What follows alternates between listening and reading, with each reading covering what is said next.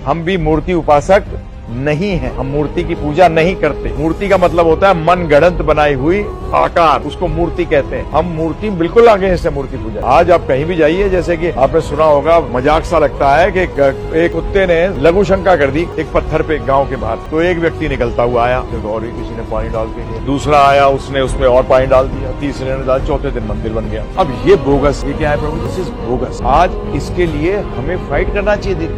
जो चीज गलत है वो गलत है, और जो सही है वो सही है। नमस्कार दोस्तों, मेरा नाम मुकुंद उपाध्याय है और आप देख रहे हैं धर्म की आवाज। जिन तीर्थों में आप जाते हैं, जिन मंदिरों के आप दर्शन करते हैं, उनके विषय में जानकारी रखना भी बहुत जरूरी है, जिससे कि जो विधर्मी लोग हमारे मठ मंदिरों के विषय में, तीर्थों के विषय में कुतर्क करते हैं, जैसे कि मूर्ति पूजा नहीं करनी चाहिए, मंदिरों में जाने से क्या होता है, आदि आदि, उनको आप मुंह तोड़ जवाब दे सकें। क्योंकि सनातन धर्म में प्रत्येक तीर्थ, मठ, मंदिर के पीछे का अपना एक इतिहास है, जिसको जानना बहुत जरूरी है। दोस्तों, शायद ही कोई ऐसा सनातनी कृष्ण भक्त होगा जो वृंदावन नहीं आया हो। सभी वृंदावन आते हैं, परंतु अधिकांश लोग यह नहीं जानते कि वृंदावन में जो इतने सारे मंदिर हैं जिनके आप दर्शन करते हैं, उनका महत्व क्या है, उनके पीछे की कथा या इतिहास क्या है, उनको बनाने का प्रयोजन क्या था, किसने इन मंदिरों को बनवाया, कौन सा मंदिर कितना प्राचीन है, मुगल काल में कैसे विधर्मियों से इन मंदिरों की रक्षा हुई, मथुरा वृंदावन में कितने मंदिर ऐसे हैं जिनको विधर्मियों और मुगल शासकों ने तोड़ दिया, उनको दोबारा किसने बनवाया, कैसे उनका जीर्णोद्धार हुआ। तो आज हम इन्हीं मंदिरों में से एक ऐसे मंदिर का इतिहास बताएंगे जो कि वृंदावन का सबसे प्राचीन मंदिर है, और इस मंदिर को लोग भूतों के मंदिर से भी जानते हैं। वैसे यह मंदिर श्री गोविंद देव जी मंदिर के नाम से प्रसिद्ध है। श्री गोविंद देव जी का विग्रह लगभग 5500 वर्ष से श्री वज्रनाभ द्वारा प्रस्थापित है। किसी समय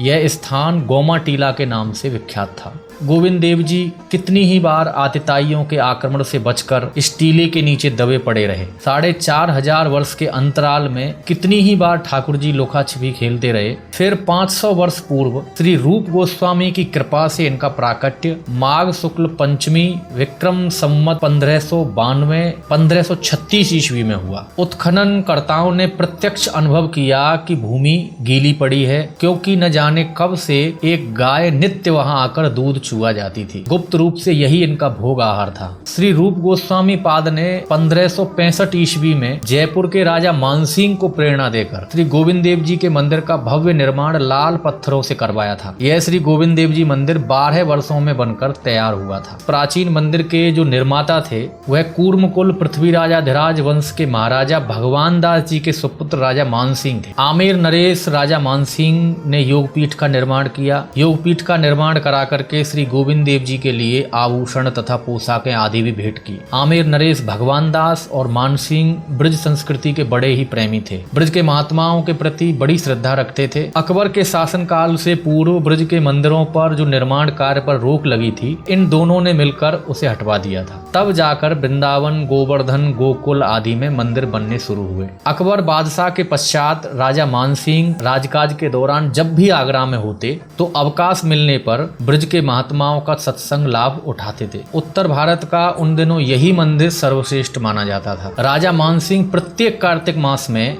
श्री गोविंद देव जी के दर्शन करने यहाँ वृंदावन में भी आते थे। पहले ये मंदिर 7 मंजिल का था। औरंगजेब के ध्वस्त करने से ये 3 मंजिल का ही रह गया। औरंगजेब काल में श्री गोविंद देव जी के जयपुर चले जाने के पश्चात जब औरंगजेब ने इस मंदिर को तोड़ा, ऐसा कहते हैं कि इसी मंदिर के निकले साबुत पत्थरों से और मथुरा केशव देव जी मंदिर के पत्थरों से ही मथुरा की जन्मभूमि वाली मस्जिद तैयार हुई थी। भगवान श्री कृष्ण के प्रपौत्र वज्रनाभ जी ने सांडिल्य मुनि के कहने पर विश्वकर्मा से लगभग 5500 साल पहले अनेक देवी देवताओं के विग्रह निर्माण कराए थे। उन्हीं में से श्री गोविंद देव जी भी एक हैं। श्री अनिरुद्ध जी की पत्नी वज्रनाभ की माँ, जिन्होंने भगवान श्री कृष्ण को साक्षात देखा था, इन विग्रहों को देख करके कहा था श्री मदन मोहन जी के श्री चरण, श्री गोपीनाथ जी का वक्षस्थल तथा श्री गोविंद देव जी का मुख भगवान श्री कृष्ण से हूबहू मिल मिलते हैं। ये वही गोविंद देव जी हैं जो 17वीं शताब्दी में विधर्मी औरंगजेब के कारण वृंदावन से चले गए थे। वर्तमान में 1734 ईस्वी से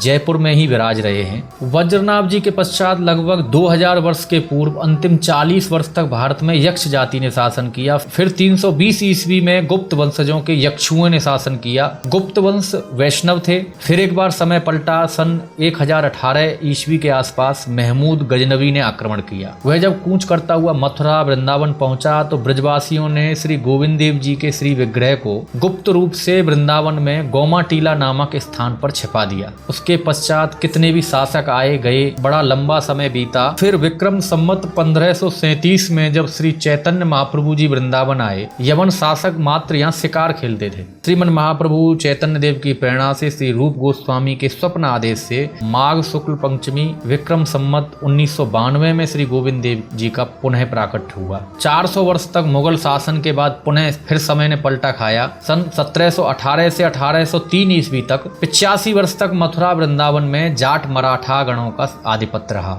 यद्यपि अकबर बादशाह के आदेश से पहले ही ब्रज में शिकार खेलना बंद हो गया था। जहांगीर एवं शाहजहां के काल में भी शांति रही, किंतु सन 58 से 1707 ईस्वी तक औरंगजेब के समय वृंदावन और समस्त ब्रजमंडल पर बड़ी विपत्ति रही। कितने ही हिंदुओं को जनेऊ शिखा सूत्र रहित कर इस्लाम धर्म स्वीकार करने को विवश किया गया। परिणाम स्वरूप असहाय ब्रजवासी बेचारे न हिंदू रहे न मुसलमान। आज भी ब्रज के गांवों में कुछ मेव जाति के लोग रहते हैं जो अपने को मुसलमानी लिबास होने से भी हिंदू मानते हैं। ऐसा कहते हैं कि गोविंद देव जी के मंदिर का जो शिखर था उस पर नित्य सवामन घी का दीपक जलता था जो दिल्ली से जलता हुआ दिखाई पड़ता था। किंतु कट्टर धर्मावलंबी औरंगजेब ने मंदिर का अधिकांश भाग ध्वस्त कर दिया। उसी समय कलकत्ते के सुप्रसिद्ध भक्त नंद कुमार वसु को स्वप्न आदेश हुआ कि हम वृंदावन छोड़कर बाहर नहीं जाते, अतः मेरा नया मंदिर बनवाओ। 1734 के पश्चात एक जैसे ही 3 मंदिरों का वृंदावन में निर्माण हुआ।